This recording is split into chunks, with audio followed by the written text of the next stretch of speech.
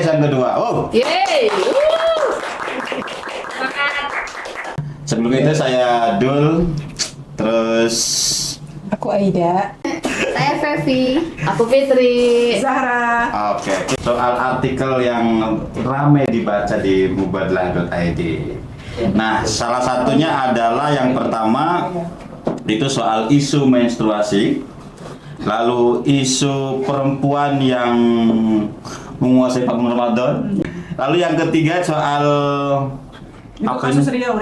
ya isu kekerasan Kekerasan. terhadap perempuan. Nah, mari kita ulik artikel-artikel yang lagi rame soal menstruasi di bulan Ramadan. Bolehkah perempuan puasa? Nah, ini saya kira menarik sekali artikel ini. Saya kira hanya di Mubadalah ya Banyak sih media lain juga bahas. yang ngebahas itu. Tapi ya ini Yang terkenalnya kayaknya Mubadalah. Oh, yang namanya Mubadalah ya. Saya pikir semalam sih kayaknya hanya Mubadalah di media-media Islam yang mereka ini sudah satu frame bahwa jelas tidak boleh puasa sudah gitu. Kalau Mubadalah kan ada diskusi ya, dinamika. Ada ya. dinamikanya. Ada diskusi boleh puasa ya, dan ada. tidak boleh puasa tetap kita ini.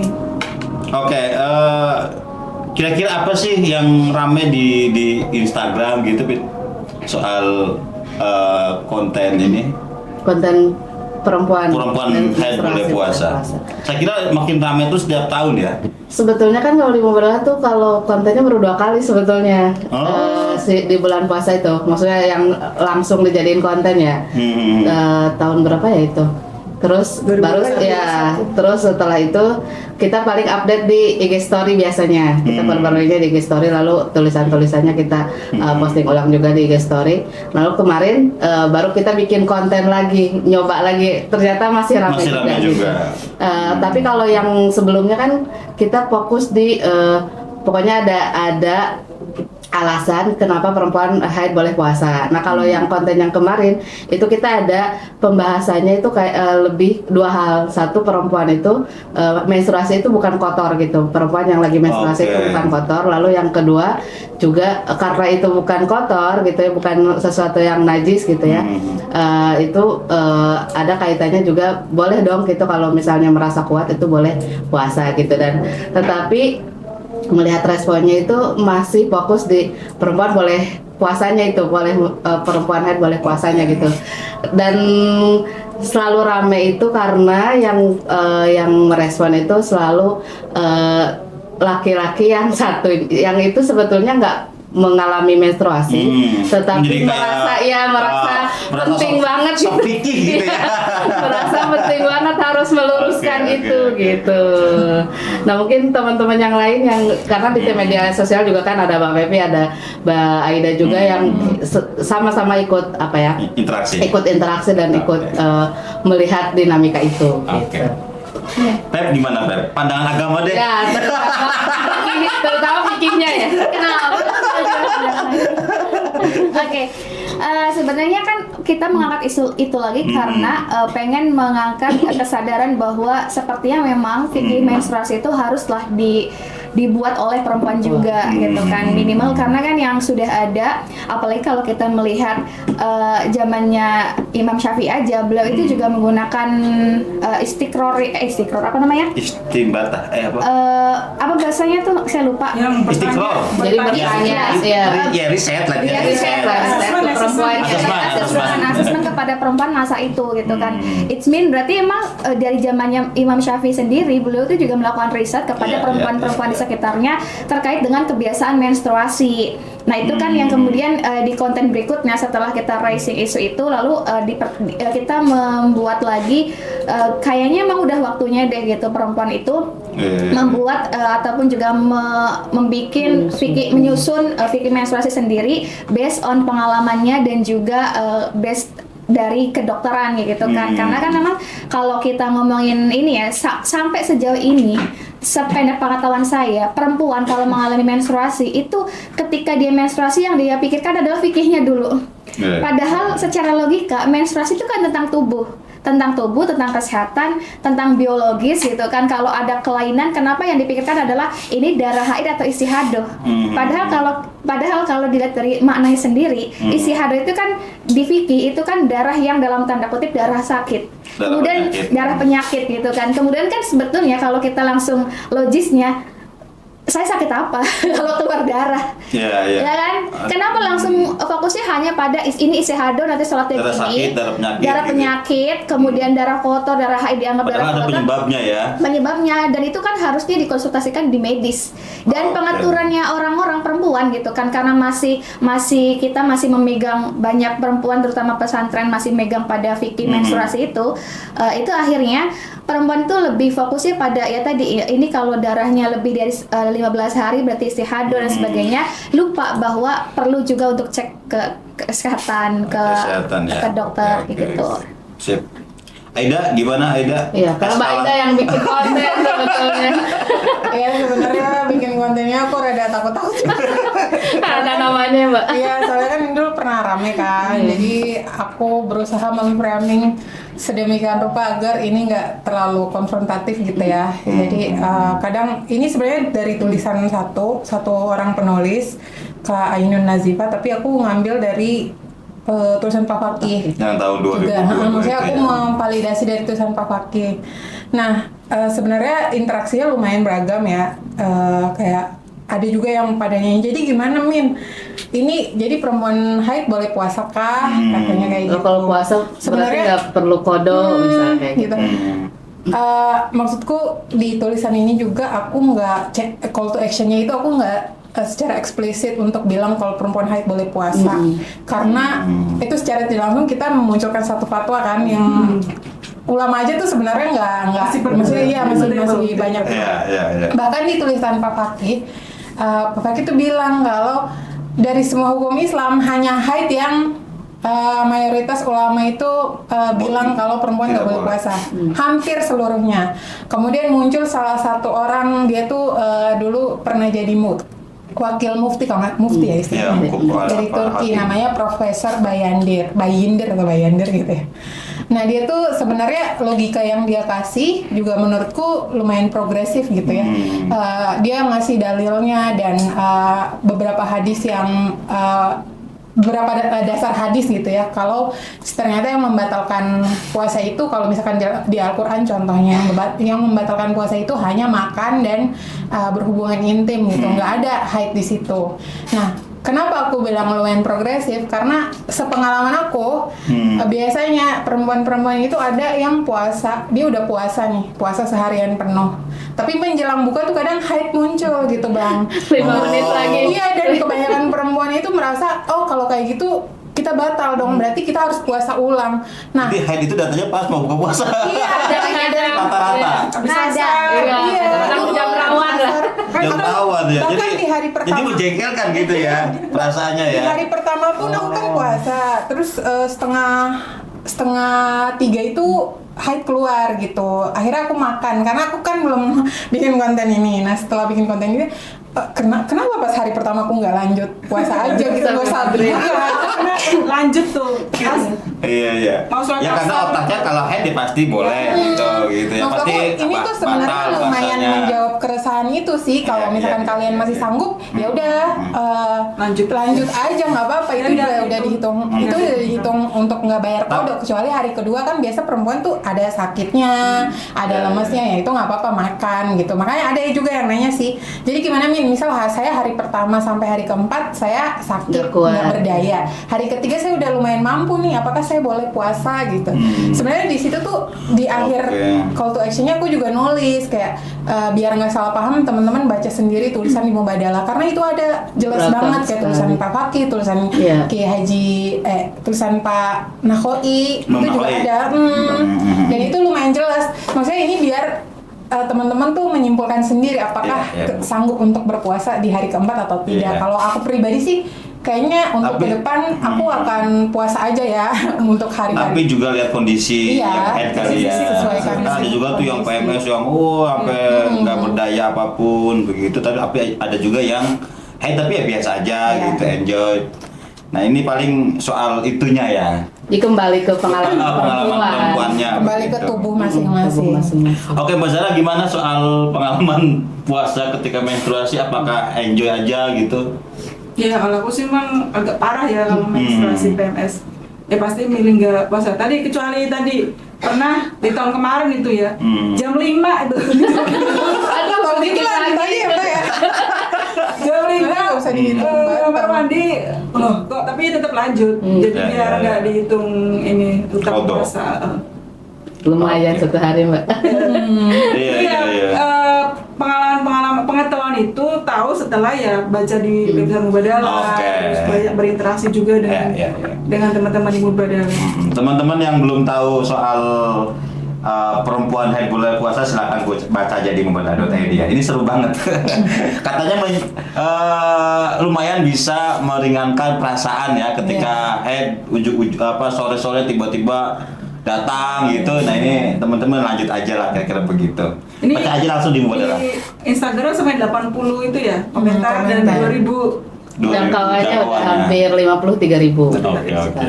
Tapi sebetulnya kalau dilihat dari dinamikanya itu juga ada perempuan-perempuan juga yang nggak setuju Iya. kalau Iya, dia iya, puasa iya. Dan gitu kan. ini memanggil Memanggil yang lain. Manggil yang lain. Aktivis-aktivis bikin menstruasi.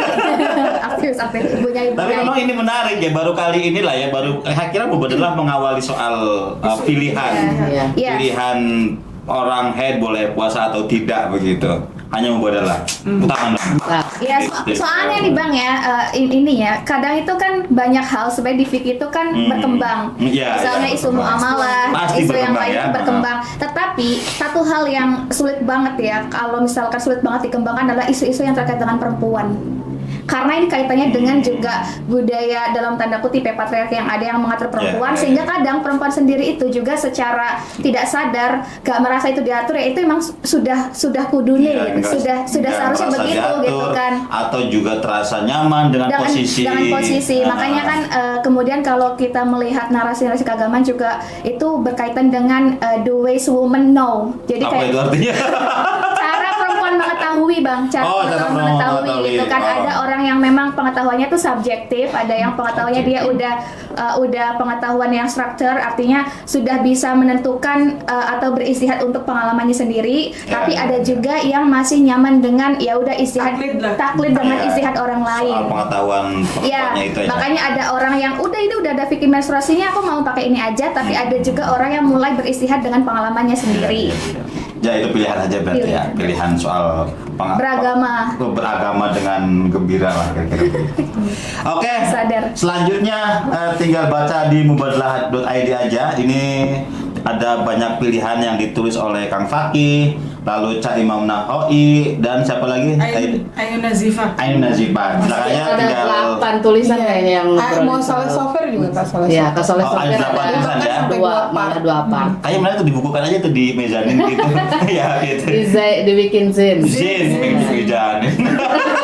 Maizina, Maizina. Oke. Iya, Mbak, Bisa ini tau ya. Mbak, bisa tau Bang. Iya, buat zin gitu ya. Bikin Oke, menarik. Khusus. Oke, selanjutnya soal panggung Ramadan.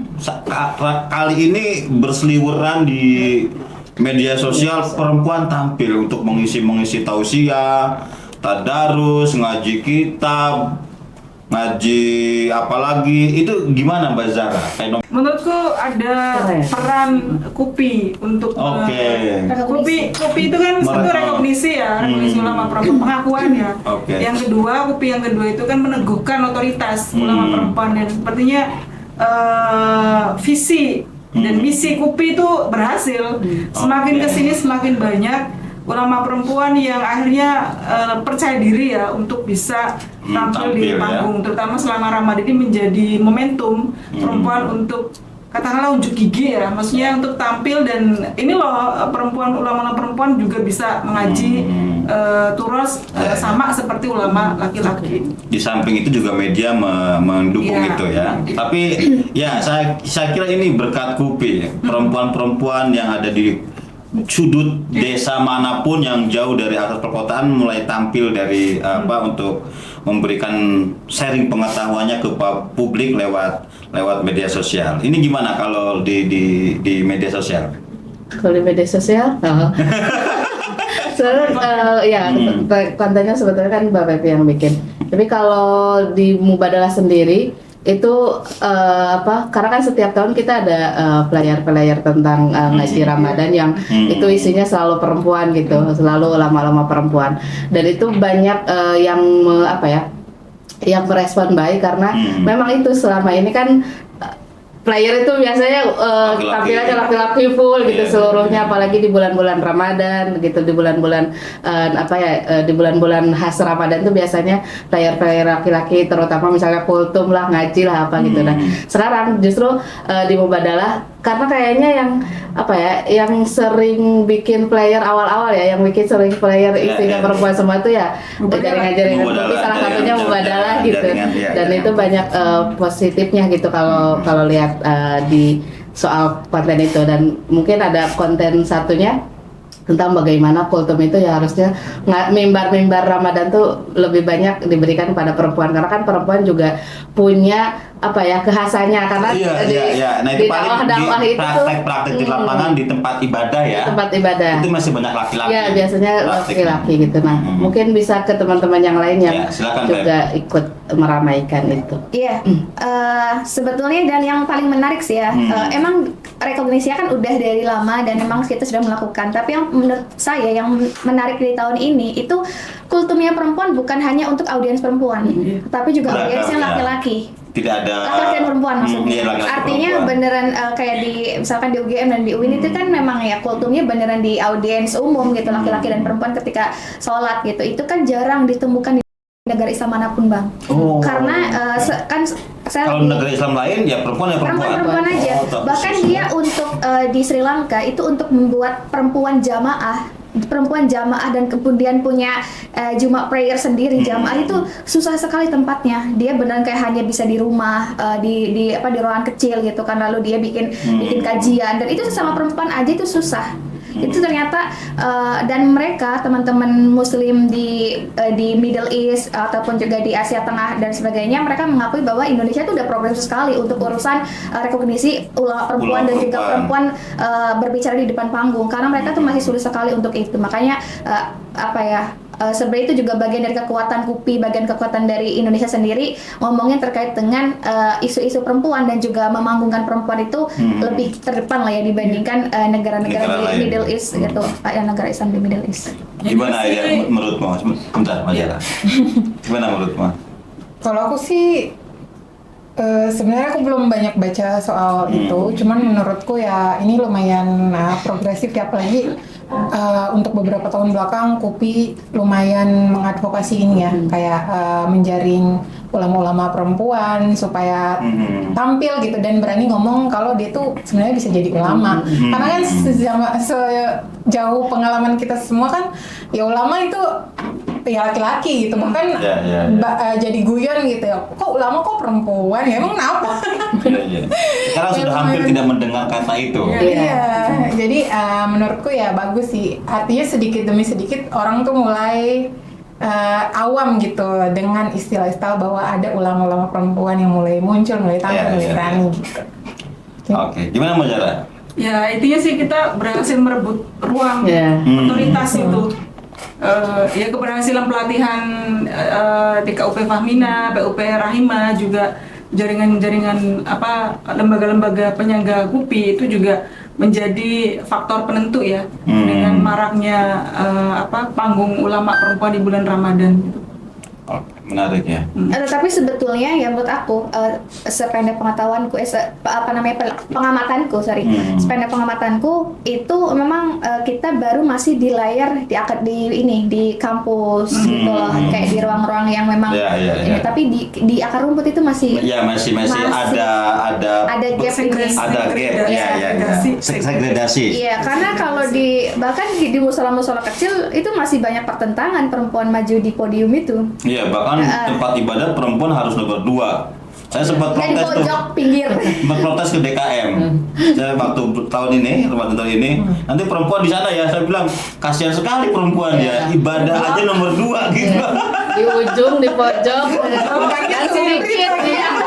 Tempatnya sedikit. Iya memang Kupi ya masih di level akademisi, level pesantren gitu ya.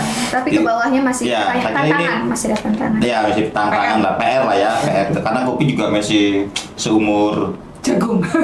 jagung ya. Semua kopi. Jagung gimana mau 10 tahun seumur jagung. Oke, baik, saya kira menarik lah ya. Banyak sekali perempuan-perempuan yang tampil di permukaan di media sosial untuk mengisi sharing-sharing pengetahuan.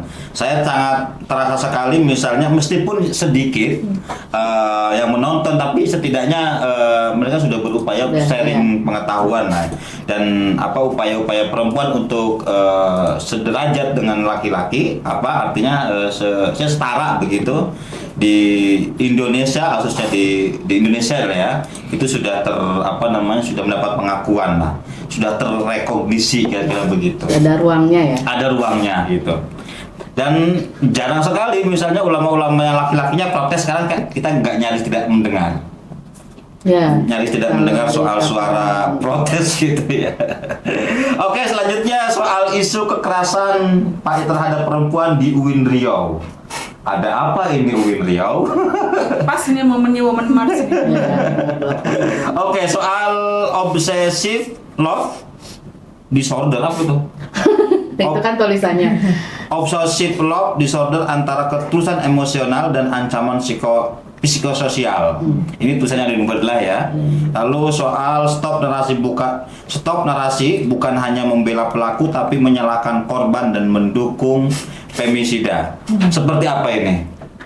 Dua artikel ini. Siapa yang mau cerita kasusnya? Ya, aku buat aku yang Oke. Iya. Ini gini, jadi sebetulnya Kak ini juga saya mungkin di sini ya Bang Dul bisa ngasih perspektif laki-lakinya ya, karena ternyata ketika dibikin konten itu ada laki-laki yang menggugat. Bukan menggugat sih, mempertanyakan gitu. Karena kan memang sebetulnya kalau lihat dari case-nya adalah pelakunya ini adalah laki-laki. Ya pokoknya si pelakunya. Si pelakunya ini beralasan kenapa dia akhirnya bacok loh. Iya.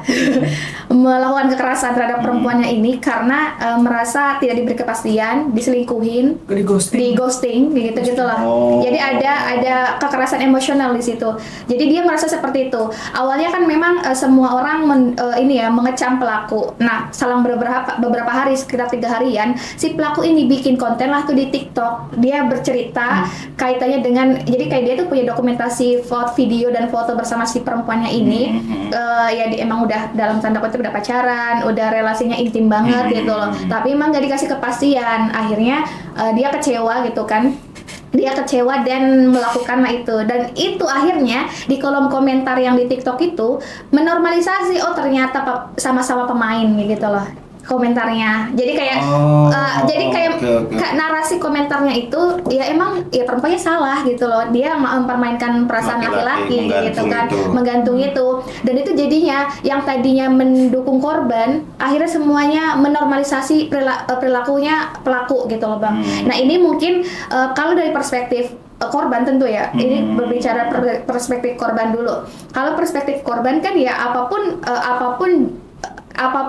kejadiannya, apapun alasannya, kekerasan fisik itu tidak dibenarkan gitu loh. Itu kan, itu dulu pertama. Jadi apapun ini alasannya lah, maupun dia selingkuh maupun apa, kekerasan fisik itu ya kekerasan gitu kan, apalagi sampai dalam tanda kutip melukai dan juga nyawa ya, terkait dengan nyawa orang. Enggak sih, tapi maksudnya itu kan mengancam nyawa. Itu kan tidak dibenarkan, Bang. Tapi menariknya ada satu komentar di konten yang dibuat itu pas itu, coba dong gimana admin gitu bahasanya tuh, admin menyikapi terkait dengan perilaku perempuannya, karena kan secara ini juga perempuannya tuh dianggap ya kalau di perspektif laki-laki, bagaimana nih laki-laki kalau misalnya nih punya perempuan, punya pasangan yang udah intimate banget, tapi ternyata dia tuh selingkuh, ternyata dia itu main nggak ngasih kepastian, ternyata dia milih cowok lain, itu gimana sebagai laki-laki untuk mengontrol itu agar tidak terjadi kekerasan gitu? Gimana, Bang Dul? Lah kalau saya laki-laki laki-laki punya perspektif, jadi nggak bisa menjawab. Ya jelas ya. Nah, itu aku juga Hanya tidak melakukan kekerasan. Tidak ada kekerasan. Ya menurutku ya selemah-lemahnya iman gitu ya. Kalau diselingkuhin ini tinggal nyari cewek lain aja sih. Ditinggalin Maksudnya, ya? Iya maksudnya kayak Sesimpel ya itu, udah Simpel sebenarnya dan simpel. kayak cewek di dunia ini hanya orang itu. Apalagi menurutku ya kalau misalkan laki itu dia kan budaya patriarki selalu membentuk kalau laki tuh lebih punya kesempatan untuk mengungkapkan perasaan duluan. Laki boleh lah nembak, boleh ngedeketin duluan gitu. Itu kan dilihatnya itu sesuatu yang Lumrah. Iya yang lumrah gitu. Iya. Maksudnya kayak laki-laki udah dikasih kesempatan kayak gitu sebenarnya dia gampang aja sih bisa ngedeketin siapapun Oke, gitu kan. oke. Kalau cocok ya udah, kalau enggak ya tinggalin gitu. Toh nggak dikasih kepastian di dosa. Kalau saya laki-laki tipikal yang begitu, Nah, nggak mau ribet. Jadi kalau ada masalah gitu ya, bukan masalah sih. Kalau ada berhubungan berelasi sama orang yang ribet-ribet, Tidak sehat. tinggalin aja. Yang toksik begitu tinggalin aja. Itu kayak toxic masculinity. Saya tipikal begitu orangnya. Ego sebagai laki-lakinya kayak terbuka. iya, Nah, itu. bener-bener. Iya. Karena dia tidak diajarkan untuk Mungkin- mendapat penolakan kan. Mungkin berprasangka begitu kali ya orangnya. Emang jadi- ada sisi-sisi alasan psikologisnya ya. Psikologisnya, Iya, Buat dia. kayak begitu. Malah aku Sejauh melihatnya ini si korban ini tuh udah jadi korban kekerasan fisik, dia juga jadi korban digital Psikologis. karena kan Oh. dia Dibully, ininya apa Si secara perempuannya personal dibully ya. ya? Iya dibully. Ya kan tadi Karena sama-sama itu, main. Jadinya Ya, akhirnya, iya. iya akhirnya awalnya simpati gitu, misalnya plot twistnya ternyata perempuannya juga pemain lah, tidak polos dan sebagainya.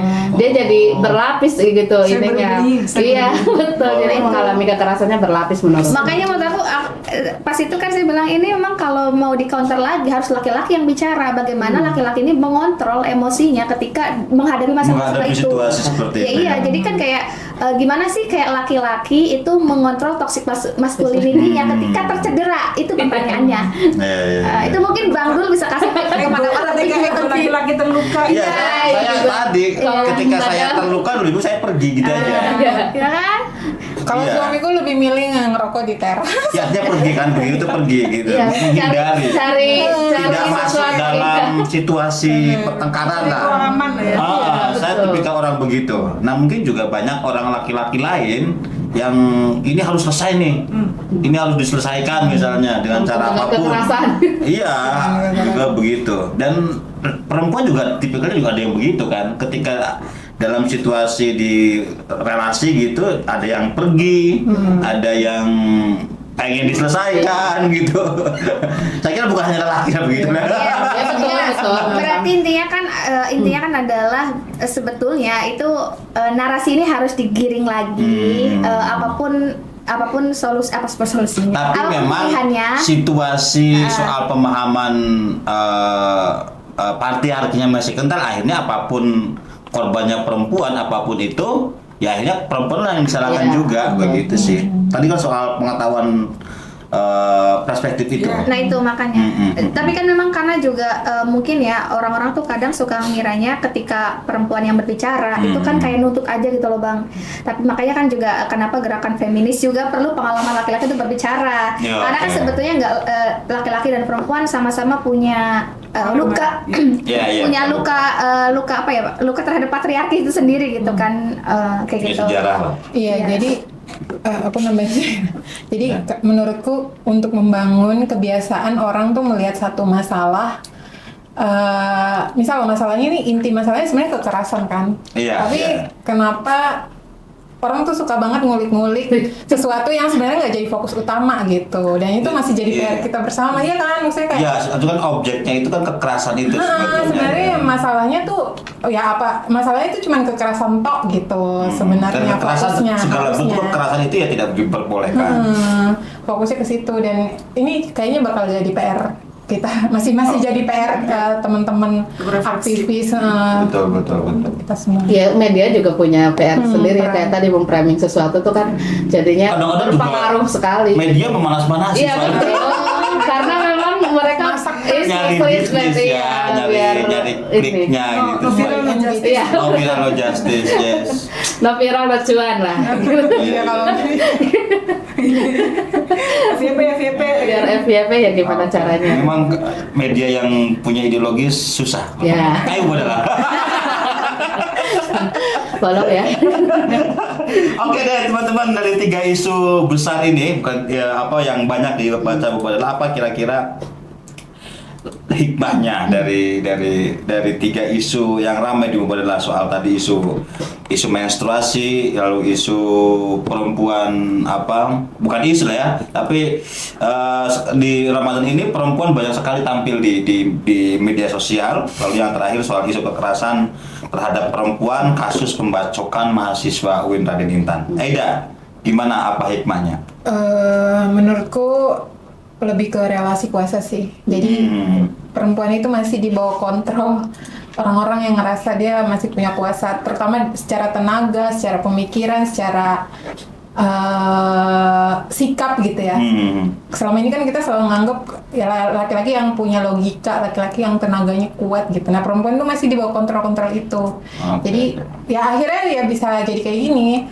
Karena kekerasan itu dimulai dari kepala kita. Baru dia ketika kita internalisasi stigma-stigma ke perempuan itu bisa berubah jadi kekerasan secara fisik gitu.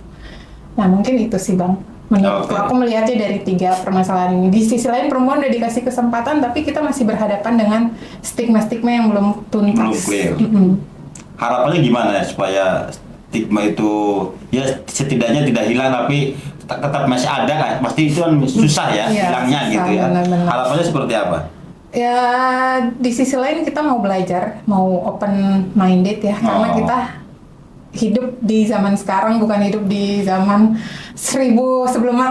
tahun 1000 sebelum Masehi gitu ya. Kita udah di zaman yang serba maju gitu. Menurutku bukan hanya infrastruktur, bukan hanya HP kita aja yang canggih, tapi otak kita juga harus lebih berkembang gitu. Upgrade ya. Memandang kemanusiaan itu adalah sesuatu di ya, sisi kemanusiaan harus lebih muncul lah. Oke, itu yang penting. Sisi kemanusiaannya. Oke, Feb. Nyambung ke tadi tulisnya Aida gitu kan. Benar, yang membedakan manusia pada akhirnya adalah saat ini yang membedakan manusia dengan AI dan lain-lainnya adalah punya otak dan punya hati, Punya perasaan gitu kan.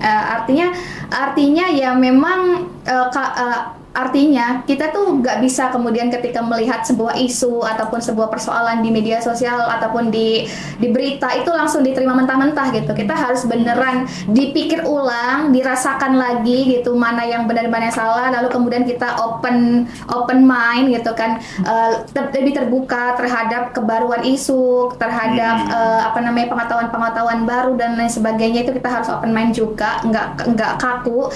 Lalu kita juga open heart, buka hati juga ya. Jadi kalau misalnya ada yang berbeda tuh jangan kemudian merasa paling benar gitu kan, tapi juga membuka ruang dialog. Kemudian kayak kita penasaran ya, curious gitu kan, kenapa ya kok bisa ya, apa ya yang menjadikan ada pandangan berbeda gitu kan, kenapa ya terjadi begini, tuh kita kayak harus buka hati untuk itu. Lalu juga open will, dan kita juga harus mau lah untuk bergerak mencari perbedaan itu, mencari evidence-nya, bukti-buktinya dan sebagainya. Jadi kayak kita tuh pada akhirnya yang membedakan manusia dengan AI adalah keinginan kita untuk terus berpikir dan punya perasaan dan juga melakukan hal-hal baru kayak gitu sih, agar kita menjadi orang yang tidak stagnan dalam memandang dan merespon segala isu. Jadi terus berkembang ya. Iya, terus berpikir lah, berpikir dan melakukan. Mandek gitu ya. Oke. Pin. Ya, setuju. Kalau aku sih terutama dari 3 pembahasan kita tadi ya, 2 diantaranya tuh justru sangat memberi harapan besar terutama untuk perempuan. Ternyata perempuan kayak misal di PIKI kita punya tempat untuk mendialogkan kembali sesuai dengan pengalaman kita masing-masing sebagai perempuan. Lalu di isu yang kedua misalnya perempuan sudah punya ruang gitu. Tetapi tetap saja tadi di isu ketiga kita masih punya ancaman. Ya, punya ancaman atau tantangan tersendiri. Tetapi menurutku dari 3 hal itu tuh kayak 2 diantaranya tuh udah memberi cahaya gitu untuk kita terus berjalan dan melakukan gerakan-gerakan untuk kemanusiaan tadi gitu. Oke. Mbak Zara. sikapnya. Hidup. Intinya jangan lelah untuk berbagi pengetahuan Ya, dan ya. pengalaman, karena pengalaman perempuan itu kan sah sebagai Ya. wadah pengetahuan, dan satu sisi kita akan terus berproses, berdinamika, mendialogkan teks dan konteks, tapi di sisi lain kita juga harus menghadapi tantangan-tantangan Ya. kekerasan. Ini juga refleksi Women March, Hari Ya. Perempuan Internasional, Oh iya ya. pas bertepatan dengan Ramadan, dengan maraknya kekerasan terhadap perempuan. Ini menjadi refleksi kita bersama sih, bagaimana laki-laki dan perempuan bisa hidup berdampingan, berkesalingan tanpa saling menyakiti, Ya. tanpa saling melukai. Wih, Itu aja sih. istimewa, keren. Ya, kalau saya sikapnya hikmahnya apa ya? Sekarang pandangan keagamaan lebih terbuka untuk memberikan pandangan bahwa perempuan itu ya harus sama dengan laki-laki. Iya, betul. Berbeda dengan dulu yang memang dituntut rapat soal posisi perempuan. Nah, sekarang keagamaan, bahkan sekarang di beberapa lembaga-lembaga kecil pun sudah memberikan ruang-ruang terhadap perempuan. Tapi di sisi lain juga saya sepakat dengan Fitri, punya posisi yang rawan lah kira-kira ya, untuk menjadi sebuah objek kekerasan, menjadi objek apapun itu, terutama juga digital juga kita perempuan rentan begitu. Nah, menurut saya jangan diam, sepakat dengan Mbak Zara, terus perempuan dan ya bukannya perempuan ya, tapi kita harus bersuara Jangan lelah untuk bersuara, berjuang. Kira-kira begitu teman-teman. Istimewa ini. Kita lebih bermakna membantu kita hari ini. Oke, terima kasih teman-teman. Sampai jumpa di MKS selanjutnya, episode berikutnya. Kali ini thank you semuanya. Sampai jumpa. Bye. Assalamualaikum warahmatullahi wabarakatuh. Waalaikumsalam.